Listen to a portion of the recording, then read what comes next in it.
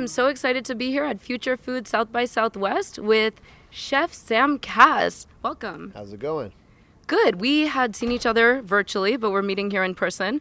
And I'm not trying to be cool. It's just really bright out. So yeah, we'll keep these on. Sam, tell our audience a little bit about who you are and what are you doing now? My name is Sam Kass. I am a partner at Do Good Foods, which is trying to solve the food waste crisis and combat climate change. Ran food policy in the White House for President Obama and ran Michelle's Let's Move campaign in a prior life. Was also a chef, so lots going on, lots of work to do. That's pretty basic. I don't know. What was their favorite food before I get into the real questions? And I used to be able to say that was top secret information, but I guess that those days are over. They just eat normal food, nothing crazy. Okay, former president, and former first lady are normal human beings as well. Good to know. Newsflash. Newsflash. Everyone's just a human being. And we're all here on this planet trying to make sure that it exists for future generations. And it sounds like you're really playing a big role in making that happen. So tell us what you're doing to make sure that your company itself is working towards addressing the challenge of climate and food security and food waste. How are you inspiring others to do the same?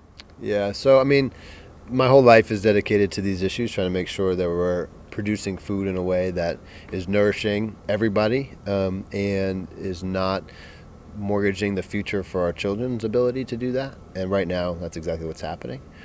Food and ag sits at sort of the center of the most pressing issues that we face. Climate, no more than that. And I think what we're seeing is not just the role that food and ag plays in driving the problem, but also that it has a huge opportunity to be a driver of the solution.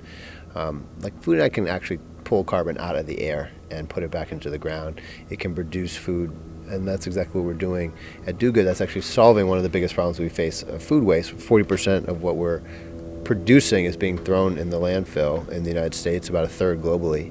And taking that food and putting it into a nutrient-dense product called chicken that we've all heard of, that we all love to consume, and making that accessible to as many people as possible. And I think bringing really simple solutions to market is going to empower consumers to really be part of a solution. And it's like those models that I think are going to win the day and actually help pave a path to move the country forward on these most critical issues. That's incredible. Thank you for doing what you're doing. Keep doing it. We will help you communicate it. Do you have any communications challenges that you're coming across that you would like to see more of this content, more of the solutions that you're providing, make it to the public so people can actually act themselves? I'm getting old, so I'm not as hip and cool and know what the new platforms are. People are like, you don't know what this is? Yeah, I have no idea what you're talking about. We don't have time. We don't have time. We have no time to waste. Look, I think we got to start making this the core of our culture and those key values that we all cherish and pass down to the next generation. Obviously, younger generations get this, and so the more we push these issues out, the more we talk about it, the more it becomes the norm. And creating cultural norms where climate and sustainability and health and well-being are all just what we expect, and that's table stakes is what we need. So yeah, we got to keep getting it out there.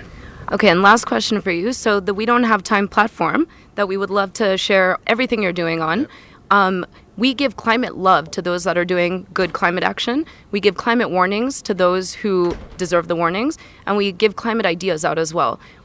What comes to mind? Is there anyone you would like to give climate love to, maybe a climate warning to, or an idea for someone to kind of pick up and run with? I'd give the love to, I'm going to give love to a group of people who don't get a lot of love, which is those individuals and a lot of the bigger companies who are fighting really tough fights to try to move their companies forward against, the CFOs and the other parts of the business who are just trying to drive profit and are getting their butts kicked day in and day out. And by the way, there's those same kind of people in government, and there's those same kind of people fighting those fights all over the country, as well as the young entrepreneurs who are starting their new business. I got nothing but love because it's that dynamic of people trying to change the big guys from inside and the next generation of companies that are coming to be, which puts a lot of pressure on those incumbents in every sector. That's how change makes. I give a warning, is that what I'm giving? Yeah. I give a warning to our elected officials. I think they are across the globe letting us down and are mortgaging their short-term political gain for my kids and all of our kids, and that just has to stop. We've run out of time for that. And we just have to start financing these global treaties. The money needs to show up. We need to start taking much more aggressive action, and these debates just have to stop. And, you know, and by the way, like, I guess then in that regard, the warning is for voters, because if these people continue to stay in office, it's on us. We got to throw them out and put people in there who are going to move these issues forward. So that's the part that's really lagging right now, and we got to do a better job on. Awesome. Well said. And that's from somebody who was in the White House. So we have to take it seriously, For 6 years, audience. Thank you so much, Sam. Thank you for everything you do. Thank you.